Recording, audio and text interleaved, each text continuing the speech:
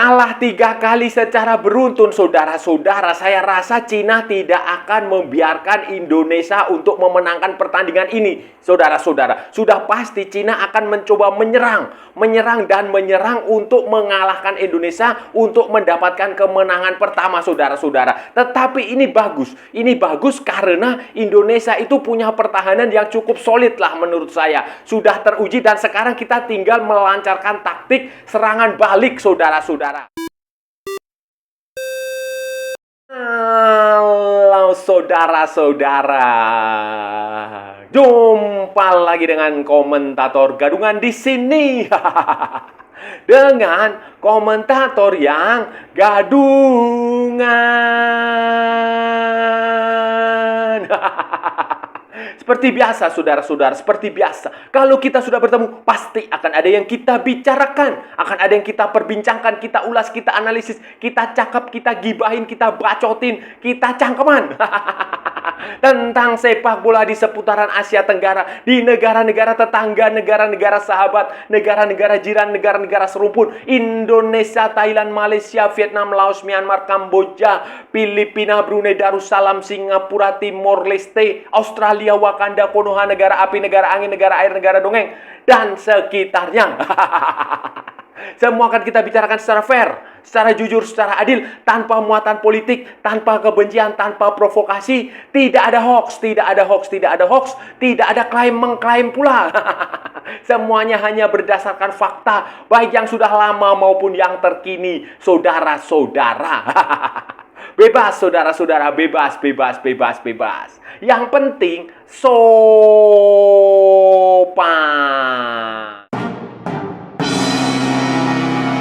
Jadi begini saudara-saudara, jadi begini, pertandingan tim nasional Indonesia dan Cina akan digelar di Qingdao hari Selasa tanggal 15 Oktober 2024 dengan kewajiban sama-sama membutuhkan kemenangan, khususnya Cina, saudara-saudara. Khususnya Cina, Indonesia juga butuh kemenangan, saudara-saudara. Setelah hasil yang kontroversial melawan Bahrain, ini saatnya Indonesia memetik kemenangan.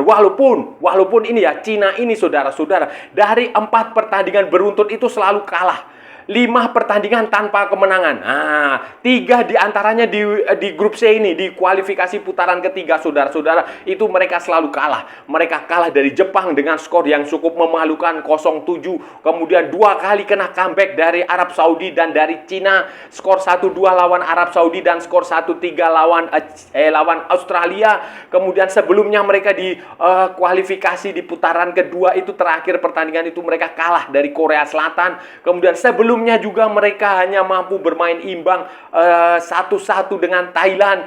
Dan sekarang mereka membutuhkan kemenangan supaya tekanan kepada pemain-pemain Cina ini berkurang. Tekanan kepada Branko Ivankovic, kemudian kepada pemain-pemainnya itu semakin berkurang, dan tentu saja membuka peluang mereka, membuka asa mereka untuk mencoba mendapatkan setidaknya tiket untuk lolos ke Piala Dunia lah, Piala Dunia. Peluangnya belum tertutup, baik Indonesia maupun Cina sama-sama masih terbuka. Sementara Indonesia itu menjalani 3 pertandingan dengan hasil imbang.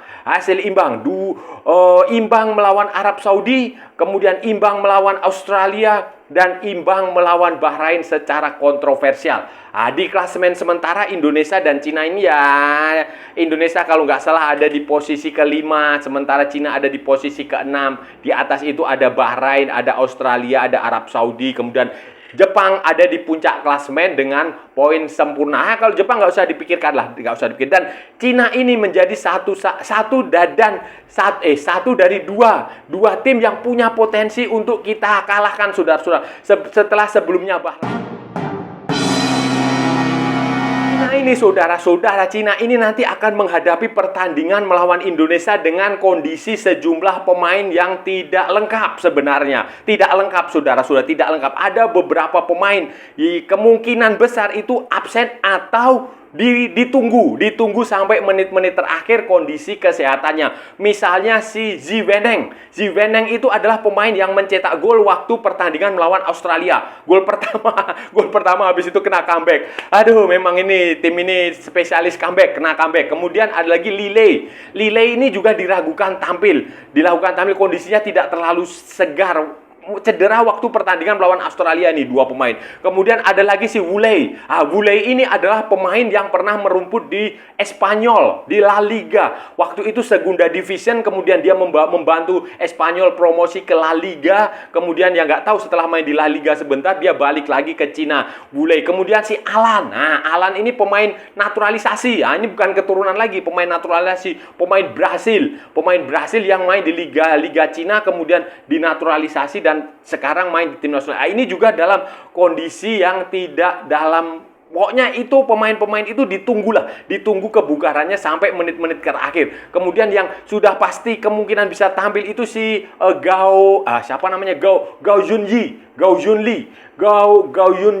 Junji itu juga bisa tampil. Kemudian si Wang Sangyuan, gelandang tengahnya ini juga kemungkinan akan bisa bermain, saudara-saudara. Ini adalah beberapa pemain Cina perkembangan. Sementara Indonesia, saudara-saudara, Indonesia kemarin itu waktu pertandingan melawan Bahrain itu si Sandy Walsh dan Jordi Amat itu mengalami cedera ringan. Itu kan karena kedua pemain itu kan pada waktu melawan Bahrain itu kan diganti di babak kedua itu diganti, kemudian ya dalam kondisi yang tidak terlalu sehat, dan tetapi kemungkinan besar ini mereka bisa main. Kalaupun nggak main juga nggak masalah karena Indonesia punya stok pemain di lini belakang itu yang cukup melimpah, saudara-saudara. Ini saudara-saudara, Cina ini biasanya itu tidak, mereka bermain dengan formasi standar 4-4-2. Biasanya ya, ini kita bicara kebiasaan. Tapi nanti waktu pertandingan melawan Indonesia saya nggak tahu seperti apa, tetapi ini kebiasaannya. Dan prediksinya juga tidak akan berbeda jauh, saudara-saudara. Tidak akan berbeda jauh 4-4-2 atau 4-2-3-1. Pokoknya mereka fungsi 4 pemain di belakang. Itu misalnya si Guang Taijian, kemudian Lille yang saya bilang tadi yang dalam kondisi diragukan karena cedera waktu melawan Australia, kemudian Hu Hetao, kemudian Jiang Shenlong, itu kuartet pemain belakang. Sementara kipernya itu Wang Dalei biasanya itu kiper sekaligus kapten kalau nggak salah. Itu biasanya ya, itu pertandingan waktu melawan Australia. Kemudian ada Wang Sangyuan ini adalah gelandang kalau bahasa Indonesia adalah pengangkut air. Back to back midfielder yang cukup bagus, yang bisa diwaspadai. Sementara di depan itu ya seperti si pemain Fernandinho itu adalah pemain naturalisasi yang dikasih nama Cina Fernando. Biasanya juga mereka ada Wuley yang pemain dari Espanyol, mantan pemain Espanyol, tapi dia diragukan dan sedang ditunggu kebugarannya. Kemudian Alan itu biasanya di lini tengah atau di lini serang, itu juga pemain yang cukup berbahaya. Kemudian Wei Xinbo itu juga pemain yang cukup berbahaya yang biasanya diberi kesempatan main. Ada juga Zhie Weijun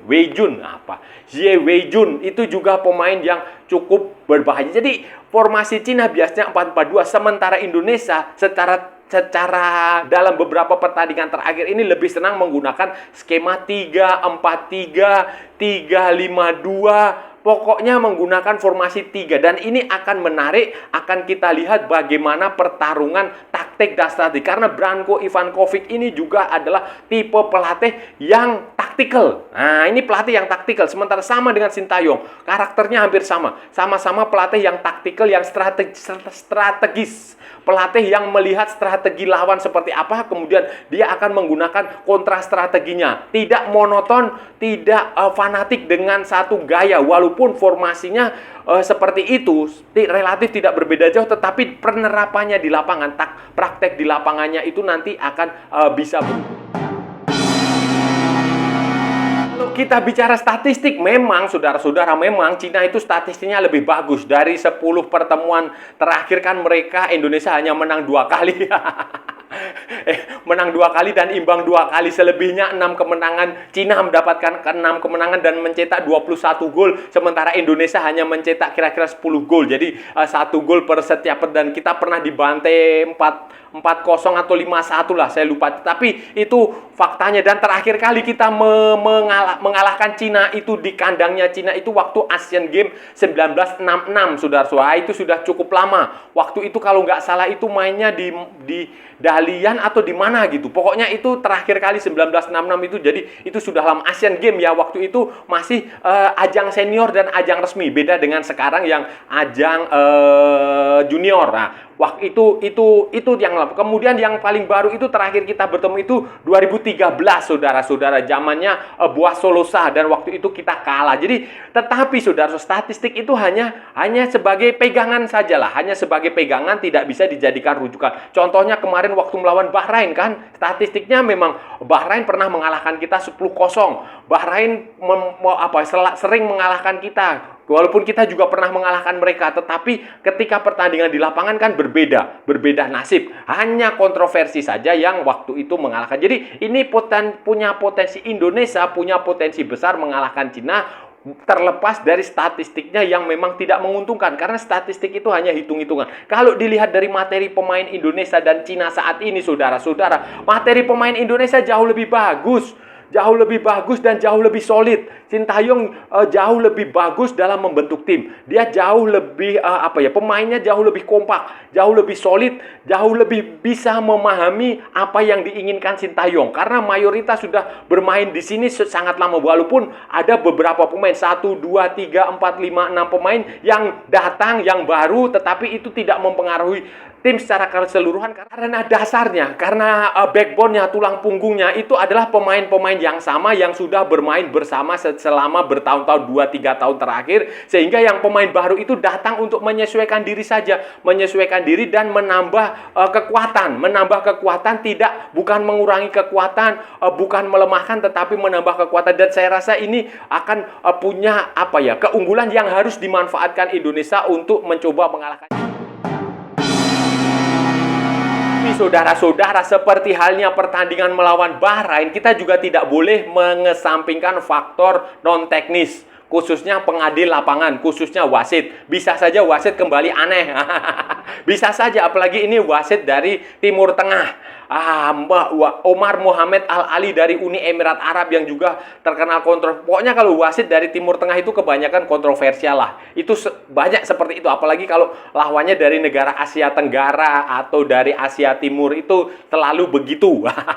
Ya nggak semua, saudara, beberapa itu seperti itu. Nah, ini harus menjadi faktor non-teknis yang diperhatikan. Kalau faktor non-teknis cuaca, saya rasa tidak terlalu lah, saudara-saudara. Cuaca memang ini bulan-bulan Oktober ini sudah mau mendekati musim dingin. Ya, cuacanya tidak dingin tetapi sejuk lah. Sejuk, saudara-saudara. Mungkin sekitar belasan derajat Celcius, 10 sampai 20 derajat Celcius suhunya, dan itu tidak terlalu bermasalah, tidak terlalu signifikan. Kenapa? Karena mayoritas pemain ini ada 16 pemain abroad.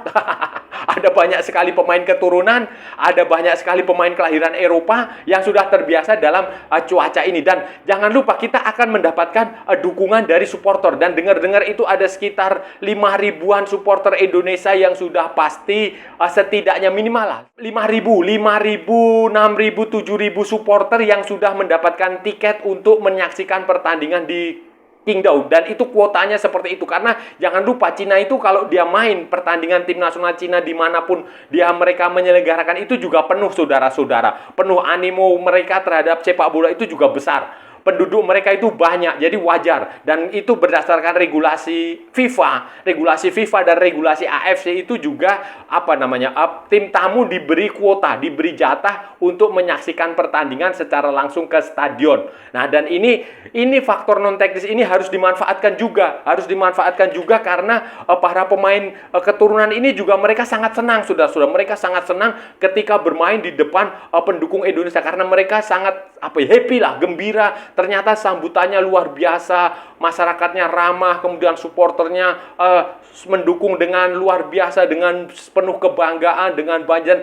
Ini harus benar-benar dimanfaatkan, dan saya rasa, saudara-saudara, saya punya keyakinan kalau pertandingannya, wasitnya, kemudian tidak ada drama-drama yang aneh-aneh, tidak ada kontroversi di lapangan, Indonesia akan bisa memenangkan pertandingan minimal ya 1 gol atau 2 gol, saudara-saudara. Nah, saudara-saudara, itu tadi pembahasan kita kali ini, saudara-saudara. Kita sudah bicara panjang lebar, panjang sekali, lebar sekali. Kita sudah, apa saja sudah kita perbincangkan dari A sampai Z, dari barat sampai ke timur, dari utara sampai ke selatan, saudara-saudara, dari Sabang sampai Merauke, dari Pulau Rote sampai Pulau Miangas. Semua sudah kita cakap, semua sudah kita ulas, semua sudah kita bahas, kita bacotin, kita gibahin, kita cangkeman, saudara-saudara. Tadi tentang kekuatan Cina, saudara-saudara. Kekuatan Cina dan Indonesia yang akan bertemu pada pertandingan lanjutan kualifikasi Piala Dunia 2026 zona Asia di grup C, putaran ketiga, saudara-saudara. Ini akan bertanding hari Selasa malam, saudara-saudara, sore menjelang malam waktu Indonesia Barat di Qingdao Stadium, di Qingdao Youth Sport Complex atau apalah di sana, di sebuah kota di timur Cina, saudara-saudara. Dan Cina itu butuh kemenangan setelah menjalani 3 pertandingan dengan kekalahan. Nah, kalau ditambah dengan pertandingan terakhir di putaran kedua, berarti mereka selalu kalah dalam 4 pertandingan beruntun, saudara-saudara. Dan ini tentu saja tidak bagus. Cina pasti akan berusaha untuk menyerang, untuk mengalahkan Indonesia, untuk mencetak gol. Dan mereka walaupun, saudara-saudara, walaupun ada sejumlah pemain yang kemungkinan besar akan diragukan tampil, misalnya si Ziweneng itu pemain yang mencetak gol ke gawang Australia, kemudian Lille itu juga kemungkinan besar tidak bisa tampil. Sementara Wule sama Alan itu masih ditunggu hingga menit-menit terakhir. Hanya Gao Junyi yang kemungkinan besar bisa tampil. Kemudian si siapa namanya itu, San Yuan. Nah, Wang San Yuan itu juga bisa bermain tapi juga diragukan juga. Jadi Cina sebenarnya ada banyak masalah, tetapi mereka mau tidak mau itu harus melakukan serangan. Mereka harus menyerang ke pertahanan Indonesia, dan itu bagus karena Indonesia itu punya pertahanan yang relatif sudah teruji, punya pertahanan yang bagus, punya banyak sekali pemain keturunan di situ, punya banyak sekali pemain grade A. Grade A Eropa di pertahanan. Dan ini saya rasa Indonesia akan menggunakan taktik serangan balik, counter attack, ketika Cina akan memaksakan serangan. Dan semoga Indonesia bisa mendapatkan kemenangan. Semoga yang paling penting itu fair lah, fair, pertandingannya fair, wasitnya netral, kemudian tidak ada kontroversi. Itu apapun hasilnya saya rasa akan bisa diterima lah, akan bisa diterima oleh Indonesia maupun oleh Cina. Tetapi kalau wasitnya agak sedikit aneh-aneh, kemudian suasana pertandingan juga banyak drama, banyak hal-hal yang tidak bagus, ya saya rasa akan kontroversial lah, akan berlarut-larut, akan terjadi saling ejek-mengejek, akan terjadi muncul teori-teori kontrasepsi. Dan saya rasa sudah cukup ya, saudara-saudara, pembahasan kita kali ini. Kalau ada salah-salah ya mohon maaf. Namanya juga gadungan, saudara-saudara. Wajar kalau gadungan itu salah.